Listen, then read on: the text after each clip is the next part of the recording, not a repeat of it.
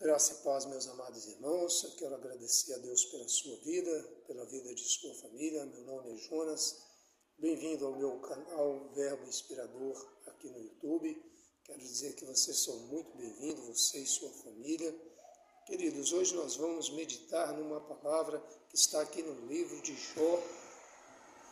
E nós vamos hoje aprender um pouquinho a respeito de fé, de resiliência, de caráter, postura, temor a Deus, e isso o livro de Jó tem em abundância para nos ensinar e para acrescentar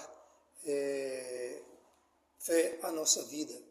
Vamos fazer um resumo a respeito de alguns capítulos. Nós vamos meditar aqui o capítulo 1, capítulo 2, depois nós vamos adentrar a uns outros capítulos e vamos lá estudar sobre este personagem. Bom, queridos, muitos têm o livro de Jó como um livro poético. Nós sabemos que o livro de Jó, querido, não é um livro meramente falando poético. Nós sabemos que o personagem Jó existiu, ele tem, nós vamos adentrar aqui e vamos ver que ele tem nome, local de nascimento, família, e sabemos que este homem realmente ele existiu.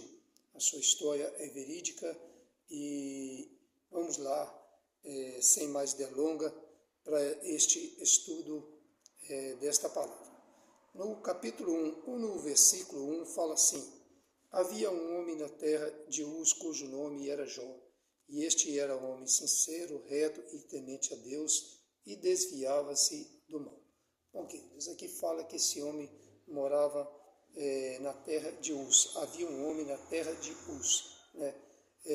Eles têm estudado a respeito dessa localidade, né? Sabemos que Jó era um homem patriarcal. Muitos anos se passaram, ou por que não dizer milênios, se passaram. Geograficamente a terra de Uz continua lá na mesma situação, na mesma localização. O nome pode ter mudado, né? Mas estudiosos bíblicos associam essa terra a uma região lá no Oriente Médio, possivelmente perto de Edom, na atual Jordânia, entre Jordânia e Arábia Saudita, né? Então sabemos que esse homem tinha uma localização, sua moradia, que era Uz, né? Seu nome era Jó, e este era um homem sincero. Aqui nós vemos sua característica de sinceridade. Era um homem que andava em sinceridade diante de Deus, reto, ou seja, não desviava da presença, ele tinha retidão diante de Deus. Ele era temente a Deus, ou seja, ele tinha um respeito, um temor verdadeiro a Deus, e ele fazia jus desta retidão e deste temor a Deus, que ele desviava-se do mal. Sabemos que lá no capítulo 28, versículo 28 do livro de Jó, há uma frase que diz assim, que o temor do Senhor é o princípio da sabedoria, e o apartar-se do mal, o entendimento. Então, bom, queridos, sabemos que não basta apenas temer a Deus, ser reto e temer a Deus, mas é necessário desviar-se do mal. Nós vivemos numa época em que se chamar evangélico está se tornando rotineiro, né? Os que detêm a palavra de Deus estão sendo chamados de evangélicos, mas sabemos que Jesus não veio chamar evangélico, Jesus veio chamar discípulos. E eu tenho este homem como um discípulo do Senhor. Jó era um discípulo de Deus, um discípulo verdadeiro, um homem temente, um homem sincero, reto e que desviava-se do mal. Ele fazia jus à sua fé. Ok, queridos? Esta era a postura de Jó perante o Senhor. Ok, querido? Então nós aqui temos a apresentação do personagem real que é Jó, suas personalidades, seu caráter, sua postura diante de Deus. Agora nós vamos para o versículo 2, sua família. E nasceram-lhe 7 filhos e 3 filhas.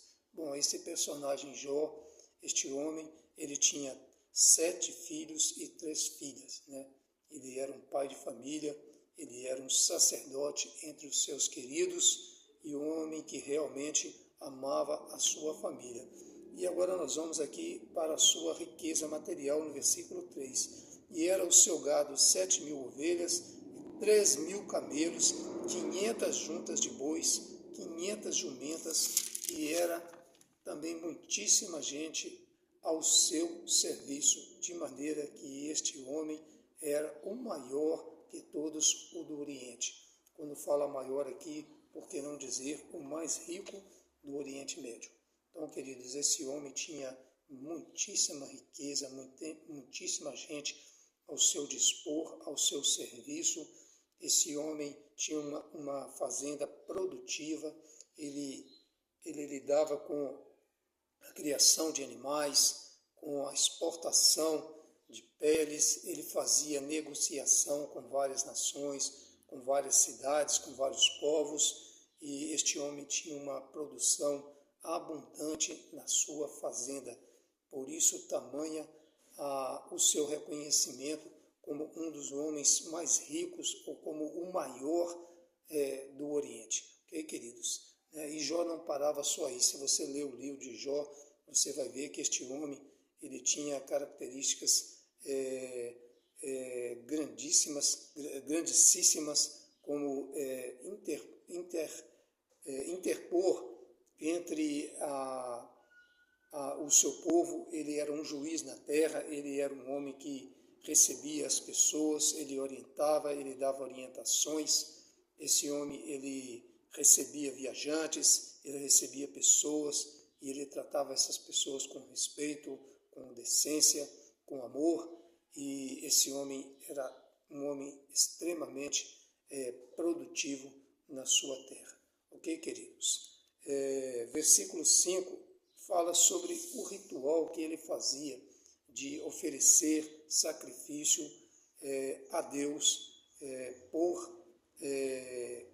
caso seus filhos tenham pecado. Porque no versículo 4 fala assim: iam seus filhos e faziam banquetes em casa de cada um no seu dia, e enviavam e convidavam as suas 3 irmãs a comerem e a beberem com eles.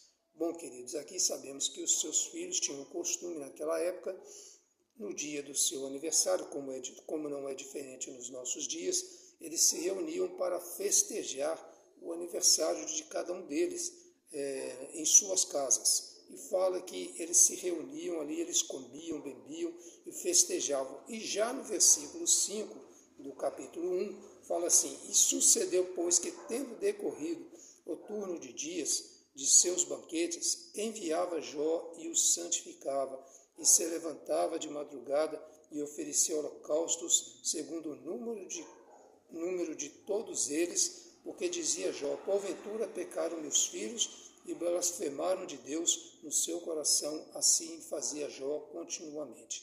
Bom, queridos, aqui Jó ele mostrava um temor a Deus e ele pedia a Deus perdão, oferecia sacrifício, fazia holocausto. Jó era um sacerdote entre a sua família, ele oferecia holocaustos em temor a Deus, pedia a Deus perdão se por acaso seus filhos haviam pecado contra Deus ou blasfemado de Deus. Jó tinha muito temor a Deus, muito respeito.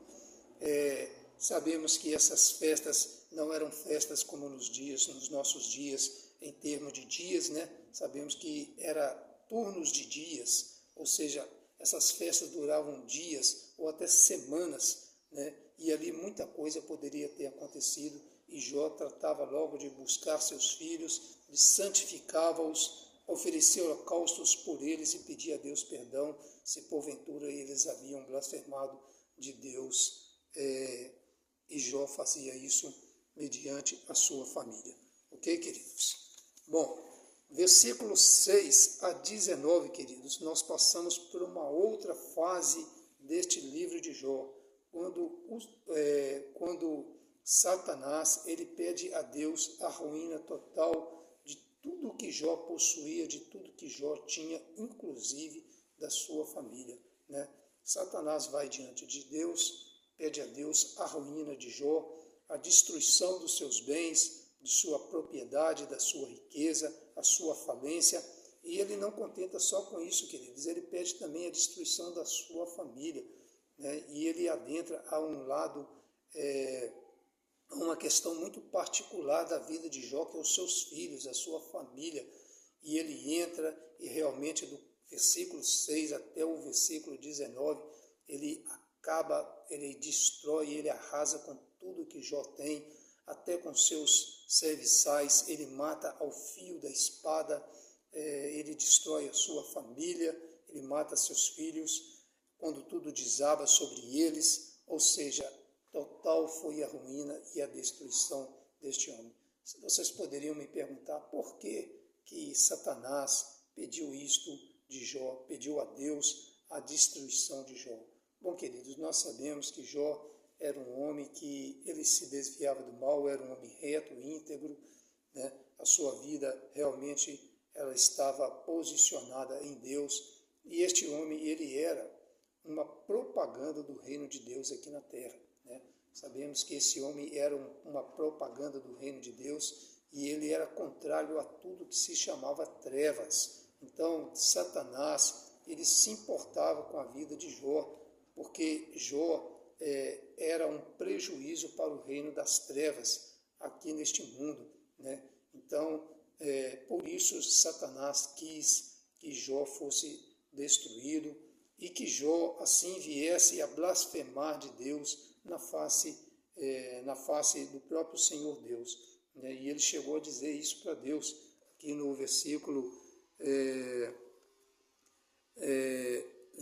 10 fala assim: porventura não cercaste tu de bens a ele e a sua casa, e a tudo quanto tem, a obra de suas mãos abençoaste, e o seu gado está aumentando na terra, mas estende, versículo 11, mas estende a tua mão, toca-lhe em tudo quanto tem, e verás se não blasfema de ti na tua face. Versículo 12, e disse o Senhor a Satanás: eis que tudo quanto tem está na tua mão, somente contra ele não estenda a tua mão. E Satanás saiu da presença do Senhor. Porque diz aqui, Satanás ele sai da presença do Senhor e causa essa destruição total na vida de Jó. Bom, queridos, lá no versículo 20 do capítulo 1 até o versículo 22, nós vemos a postura de Jó diante de Deus quando fala assim: então Jó se levantou e rasgou o seu manto e raspou a sua cabeça e se lançou em terra e adorou. Bom, queridos, esse homem fala que ele teve forças para levantar-se, pois fala que ele se levantou em postura de humilhação, ele rasga o seu manto, ele raspa a sua cabeça e se lança em terra e adora a Deus. Em total, ele se rende completamente a Deus. Foi uma postura de redenção, ele se rende a Deus e ele adora ao Senhor em humilhação, que ele faz tudo isso. Versículo 21, ele atribui ao Senhor tudo o que ele possuía, porque ele diz assim, e disse no versículo 21, nu saí do ventre de minha mãe, nu para lá eu tornarei, o Senhor o deu, o Senhor o tomou, bendito seja o nome do Senhor. Querido, esta é a diferença de alguém que depois de possuir tudo que ele tem, e agora ele vem a perder, depois de possuir tudo que ele tinha, agora ele vem a estar na falência, né? Um homem que deitou rico, acordou pobre, agora ele reconhece que tudo que ele possuía, só havia uma razão dele ter conseguido tudo aquilo, era o próprio Deus. A confiança de Jó estava no Senhor Deus, e ele sabia que não era a força do seu braço que havia dado a ele tudo aquilo que ele havia conquistado, ao longo de muitos anos, mesmo depois de muito trabalho, esforço e suor, muita dedicação, Jó sabia que por trás de tudo aquilo, o Senhor estava concedendo a ele tudo aquilo era obra, aquilo era fruto da única fonte que é o Senhor Deus. E versículo 22, Jó faz jus da sua sinceridade, do seu caráter, do seu temor a Deus, porque no versículo Deus ele mostra a sua fé, ele fala assim: em tudo isto Jó não pecou, nem atribuiu a Deus falta alguma. Meus queridos, a quem que você tem atribuído, ou eu pergunto, a quem que eu tenho atribuído as minhas tristezas ou as minhas frustrações? A quem nós temos atribuído as nossas frustrações, né? Nós somos ligeiros em procurar alguém para nós culparmos dos nossos problemas, das nossas dificuldades, né? Sabemos que passamos por circunstâncias adversas, talvez não tão profundas como a deste homem, mas nós logo tratamos de procurar alguém para nós colocarmos a culpa, né? E este homem poderia ter colocado a culpa em Deus, este homem poderia ter atribuído a Deus tudo aquilo. Ele não sabia que Satanás havia pedido a Deus que lhe destruísse, mas esse homem fala que ele adorou a Deus, ele bendisse a Deus, e fala aqui que em tudo isto Jó não pecou e nem atribuiu a Deus falta alguma. Ok, queridos? Capítulo 2, vamos lá para o capítulo 2. Novamente, a postura capítulo 2, versículo de 1 a 8, Satanás pede que Deus o deixe tocar na saúde de Jó. Bom, queridos, aqui Satanás não fica satisfeito em destruir tudo que Jó tinha, e aí Satanás vai e pede uma coisa maior ou mais profunda, né? Fala aqui no versículo 1 do capítulo 2. E vindo outro dia em que os filhos de Deus vieram apresentar-se perante o Senhor, veio também Satanás entre ele e apresentar-se perante o Senhor. Então o Senhor disse a Satanás: de onde vens? E respondeu Satanás: ao Senhor lhe disse de rodear a terra e passear por ela. Ou seja, não é simplesmente um passeio pela terra, queridos. Satanás estava cuidando dos seus negócios aqui na terra. Ele estava cuidando do seu reino, o reino das trevas. Nós sabemos que esse mundo ele tem um controle, um controle hierárquico, satânico, e fala que ele estava rodeando a terra e passeando por ela. Não é simplesmente um passeio, né? Mas ele estava cuidando dos seus negócios, do seu reino de trevas aqui nesta terra. E disse o Senhor a Satanás: observar-te o meu servo Jó, ou seja, você já fez tudo o que fez com ele, você percebeu que ele ainda continua fiel a mim, porque ninguém há na terra semelhante a ele, homem sincero, reto e temente a Deus, e que desviando-se do mal, e que ainda retém a sua sinceridade, havendo-me tu incitado contra ele para o consumir sem causa. Então Satanás respondeu ao Senhor e disse: pele por pele, tudo quanto o homem tem, dará pela sua vida. Bom, queridos, aqui Satanás vai mais profundo e diz: olha, toca no seu corpo, toca na sua saúde, estende, porém, a tua mão e toca nos seus ossos e na carne, e verás se não blasfemará de ti na tua face. Então, queridos, aqui Satanás, ele mostra a sua malignidade e ele pede para tocar na carne de Jó. E disse o Senhor a Satanás no versículo 6, eis que ele está na tua mão, poupa, porém, a tua vida. Bom, queridos, aqui eu quero dizer que Deus, ele é o único que tem poder para tocar na tua vida ou para permitir que alguém toque na tua vida. Sabemos aqui que Deus tinha a vida de Jó nas suas mãos e ele não permitiu que Satanás tocasse na sua vida. Ele permitiu até que Satanás tocasse no corpo de Jó, mas não permitiu que Satanás tocasse na vida de Jó. E aí então saiu Satanás no versículo 7 da presença do Senhor e feriu a Jó de uma chaga maligna, desde a planta do pé até o alto da cabeça. E assim aconteceu, querido. Jó sofreu por demais, foi uma praga, uma chaga. Uns dizem que foi lepra, outros dizem que foi um câncer, mas na verdade é que no versículo 8 fala que Jó, tomando um pedaço de telha para raspar com ele as feridas, assentou-se no meio da cinza. Então, queridos, tamanho era o sofrimento deste homem, tamanha era a dor deste homem, que ele pegava um caco de telha para arrancar a pele morta que estava sobre a sua pele, para aliviar um pouco aquela ferida, e ele raspava aquela podridão que estava sobre a sua pele, e o sofrimento deste homem era muito terrível. O seu interior já estava destruído, o seu interior já estava completamente muito atacado, muito machucado, e agora o lado externo ele estava ferido na sua pele, né? E tamanha era a dor deste homem. Versículo 9. Sua mulher toma uma postura e ela vai diante dele. Bom, queridos, alguns dizem que essa mulher foi usada por Satanás para que Jó desistisse completamente da sua fé, para que Jó pudesse verdadeiramente renegar a sua fé em Deus. Porque aqui no versículo 9 fala assim: então sua mulher lhe disse, ainda retens a tua sinceridade?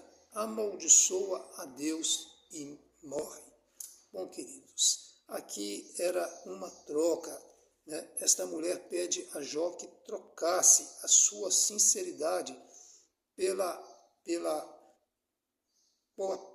renegação a Deus, porque ela diz assim: então sua mulher lhe disse, ainda retens a tua sinceridade?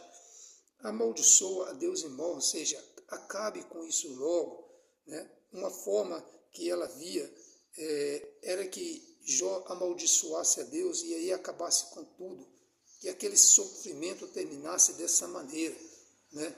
Então, muitos têm esta palavra como uma atuação de Satanás, usando a mulher de Jó para que ele pudesse resistir, que ele pudesse abandonar a Deus. Bom, queridos, aqui eu tenho duas palavras. Eu tenho uma palavra que é possível, mas eu penso aqui que esta mulher também estava em estado de sofrimento. Não vamos esquecer que essa mulher perdeu seus filhos, ela perdeu tudo que Jó havia perdido, ela também perdeu, porque ela era sua esposa. Então ela também estava num estado de luto, ela estava sem chão, ela estava numa posição de sofrimento, e também esta mulher estava sendo co-participante do sofrimento de seu marido. Ok, queridos? Então nós não podemos aqui pegar simplesmente dizer que foi falta de fé ou que Satanás usou esta mulher para que Jó amaldiçoasse a Deus. E Jó, como um homem que estava sendo sustentado por Deus, como um homem que estava sendo reerguido pelo Senhor, ou seja, Deus estava sendo o seu alicerce, ele dá uma resposta no versículo 10, que ele fala assim: mas ele lhe disse, como fala qualquer doida, assim falas tu. Ou seja, ele chama a atenção desta mulher, ele traz dessa mulher para uma realidade que ela não estava enxergando e jamais poderia, querido, enxergar, porque ela não tinha essa tamanha fé como a de Jó. E Jó fala com ela, mas ele disse, como fala qualquer doida, assim falas tu. Receberemos o bem de Deus, ou seja, tudo que temos é obra das mãos de Deus, e não receberíamos o mal, ou seja, uma coisa em oposição à outra, né? Sabemos que esta história, ou esta passagem do livro de Jó, sabemos que é uma luta entre o mal e o bem, e sabemos que Jó aqui, ele atribui, né? Ele diz, receberíamos o bem de Deus e não receberíamos o mal, e em tudo isto não pecou Jó com os seus lábios, ou seja, ele não atribuiu culpa a Deus, ele não utilizou dos seus lábios para atribuir culpa ao Senhor. Ok, queridos? Então, amados, esta história vai se desenrolando. estas coisas vai acontecendo, vêm os amigos dele e o acusa de pecado, mas nós sabemos que não havia pecado nenhum na pessoa de Jó, porque esse homem fazia jus da sua fé. E aí, queridos, lá no capítulo 19, vamos lá para o capítulo 19,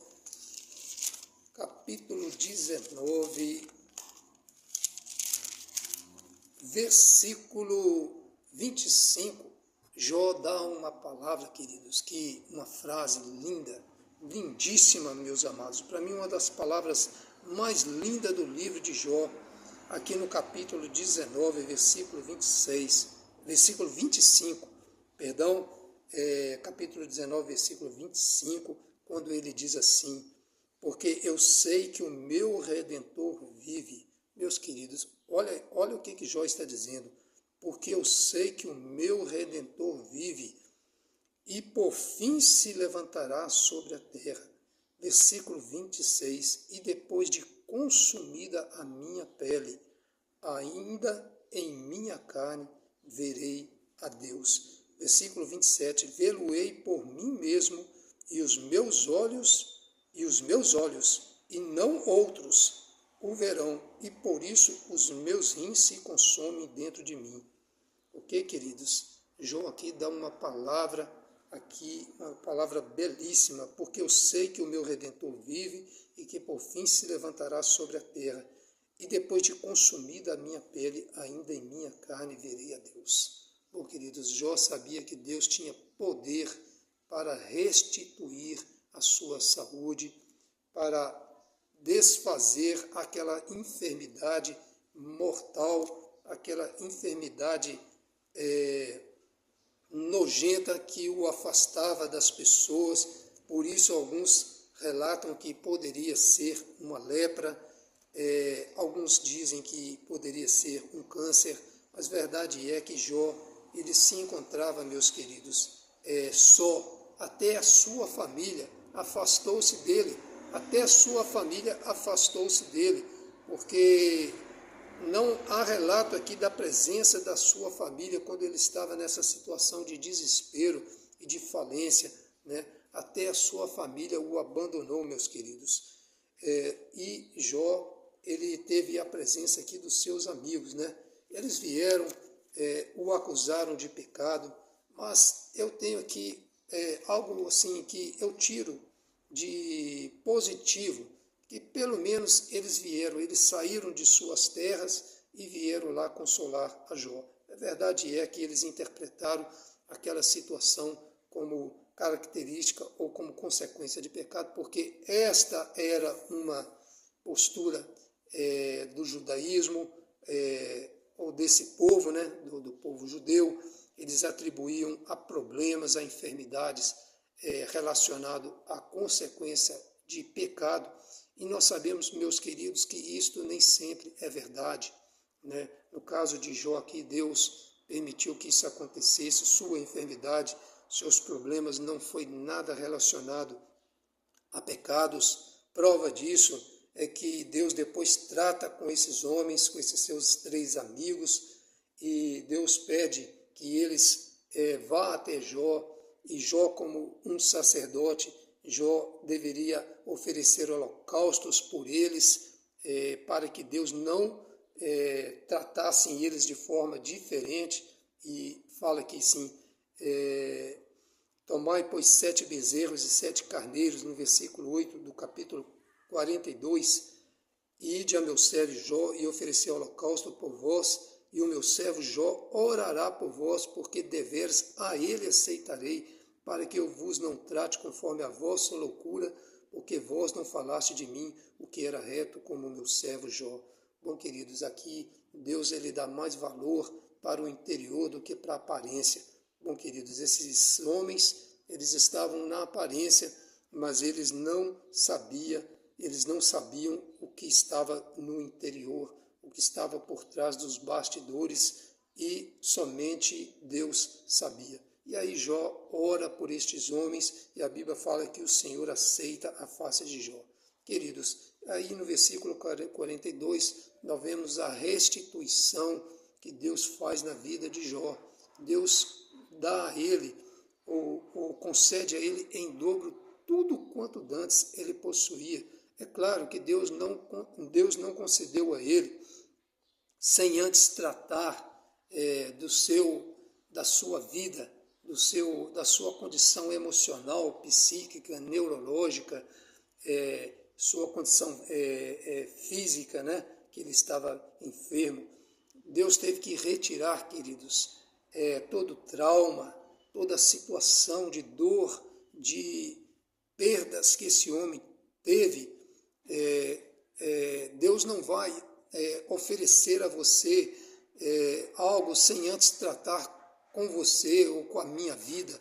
Deus não vai me conceder algo que eu não estou qualificado ou preparado para receber, né? Muitas das vezes a gente está passando por uma dificuldade, às vezes um desemprego, um problema de saúde, né? Um problema na família. Eu quero dizer, queridos, que às vezes esse problema que você está enfrentando é só uma oportunidade que Deus está usando para trabalhar no seu caráter, na sua vida, para Deus restituir a você em dobro. E Deus, Ele sabe da sua posição e da sua condição para receber. Não, Deus não vai te dar uma bênção sem antes te qualificar, te estruturar emocionalmente, psiquicamente, neurologicamente, fisicamente. Deus não vai te dar algo sem antes primeiro tratar com a sua vida, né? Com o seu caráter, para te abençoar, para abençoar você. E assim Deus fez com Jó, meus queridos. Deus tratou na vida deste homem, e aí sim, quando ele estava agora preparado, Deus trouxe de volta a sua família, Deus restituiu a sua família. A Bíblia fala que veio a sua família e deu a ele presentes, dádivas de ouro, em ouro, presentes. O respeito a Jó voltou novamente, e a Bíblia fala que Deus concedeu a ele filhos, filhas, e deu a este homem longevidade de vida, porque aqui no versículo 17 do capítulo 42, fala que então morreu Jó velho e farto de dias, depois de ver seus filhos até a terceira e quarta geração. Queridos, Deus não só deu a este homem longevidade de vida, Deus deu a este homem uma qualidade de vida, e Deus concedeu a esse homem capacidade de usufruir de tudo que foi concedido a ele. Deus é um Deus soberano, um Deus que faz muito além das nossas expectativas. Deus nos surpreende, Ele faz muito mais além daquilo que pensamos, além daquilo que pedimos, ou até possamos imaginar. Deus é um Deus que surpreende. Meus queridos, creia nesse Deus, busque esse Deus, há tempo de poder encontrá-lo. Em vez de você chorar as suas mágoas naqueles que não vão poder resolver o seu problema ou resolver a sua vida, vá buscar o Senhor, vá entregar diante de Deus a sua vida. Gaste tempo com esta palavra, porque esta palavra tem poder para transformar, ela é transformadora, foi escrita pelas mãos de homens, sim, mas homens inspirados por Deus, homens que que dedicaram seu tempo, sua vida, para que esta palavra pudesse chegar até nós aos dias de hoje. Eu quero dizer que muitos foram mortos de forma horrível para que esta palavra chegasse até nós. Eu sempre falo isso nas minhas pregações e quero dizer que eles fizeram isso porque eles sabiam que nós seríamos alcançados com esta palavra. E esta palavra ela é poderosa para transformar, para redimir, para restaurar e para trazer vida aos nossos corações. Meus queridos, que Deus abençoe, que Deus confirme esta palavra no seu coração. Eu aqui termino esta meditação com uma oração de agradecimento a Deus, ok? Vamos orar e agradecer a Deus por esta palavra. Senhor, muito obrigado por esta palavra e muito obrigado, Deus, por esta meditação na personalidade, neste homem chamado Jó, um homem temente, sincero, verdadeiro, que se desviava do mal, uma propaganda do teu reino aqui na terra. O quanto, Deus, nós carecemos de sermos propaganda do teu reino aqui na terra. Às vezes, meu Pai, eu me sinto envergonhado pelo o que eu tenho mostrado, Deus. É bom para mim até falar aqui da tua palavra, mas não quero somente falar, Deus. Quero vivenciar o que está aqui sendo pregado. Quero quero fazer jus à minha fé, quero fazer jus à minha entrega ao Senhor como teu filho, e quero que verdadeiramente o Senhor seja o meu sustento, a minha sustentabilidade. Livra-me dos ataques de Satanás, dos ardis de Satanás. Livra ao meu querido e amado ouvinte a respeito dos ataques de Satanás. Guarde as suas vidas, suas famílias, guarde a minha família, guarda-nos pela tua mão, porque o Senhor é poderoso para guardar a nossa vida. Meu Pai, muito obrigado por esta palavra. Nós assim oramos, agradecidos, em nome de Jesus Cristo, aquele que morreu pelos nossos pecados, para guardar a nossa vida, para nos justificar perante o Senhor. Muito obrigado, Pai. Em nome de Jesus. Obrigado, Deus. Amém. Uma boa tarde a você, que Deus abençoe a sua casa. Eu me despeço aqui com a paz do Senhor, e assim nós terminamos esta meditação.